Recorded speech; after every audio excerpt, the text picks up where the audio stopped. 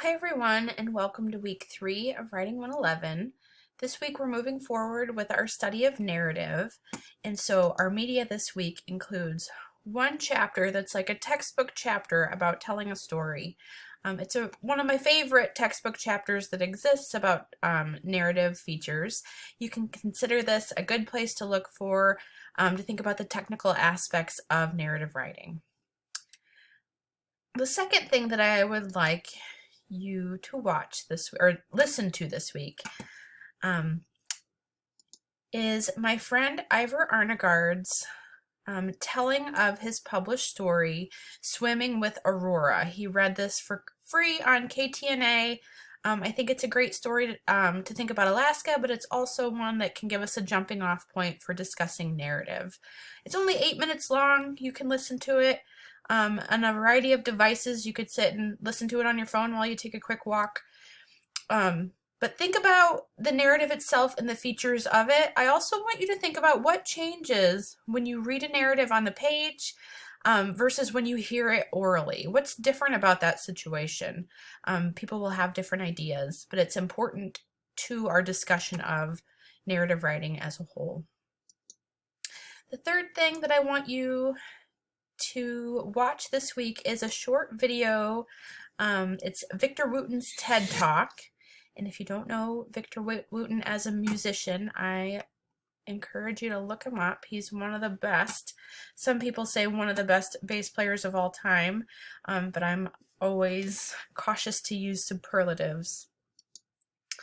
Anyway, it's another way to frame teaching and learning. I think that he talks about how he became a musician the same way that I theorize about how people learn to read and write, and I think that there are really important connections to be made there. Okay, before we meet in class on Wednesday, make sure that you have for sure listened to Ivor Arnegard's reading of Swimming with Aurora, because we're going to talk about that in depth in class.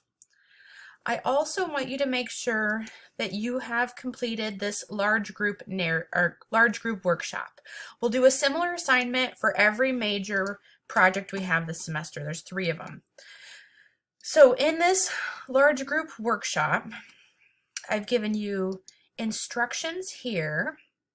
I want you to each comment 2 times by Wednesday morning before class, and you'll also turn in a 1-pager that's thinking about insights you gained, questions that you have, and then of course thinking about those learning objectives and how the writer has met them or can do a better job at meeting them.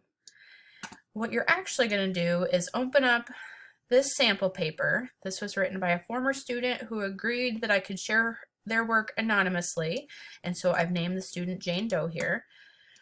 I want you to read through this paper. It's 1, 2, 3 pages long. Read it first before you type any comments at all.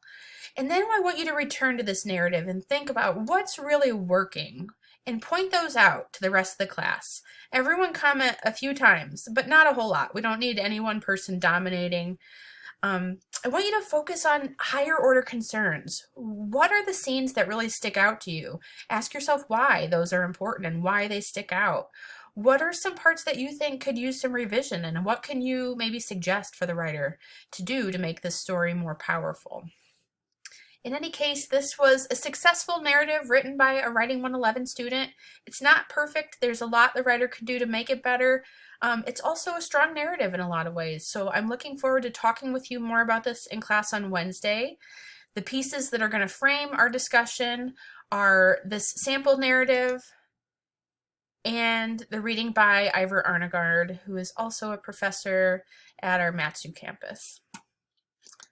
So you're going to turn those in by February 1st, and then by the 3rd, you'll do a small group workshop. I'm not going to add that paper until class on Wednesday, but then between Wednesday and Friday, you'll do a similar activity where you're looking at another narrative written by a student, and you'll work with a small group of people from our class to make comments and to evaluate that paper.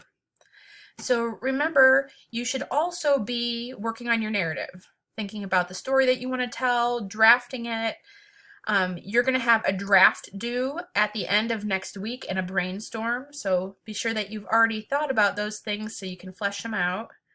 In week 5, we'll engage in a peer review activity. And then in week 6, you'll submit your final draft. Well, I look forward to seeing you all in class on Wednesday. I have already responded to all the work that was turned in on time. So if you submitted your work before the deadline, I graded it. Keep in mind, when you turn in work late, I won't always penalize it, although with group work, you have to turn it in on time. I don't accept late work for group work unless you have made previous arrangements with me. But you should make sure that you submit your large group workshop before we meet in class on Wednesday. Take care, everyone, and see you then.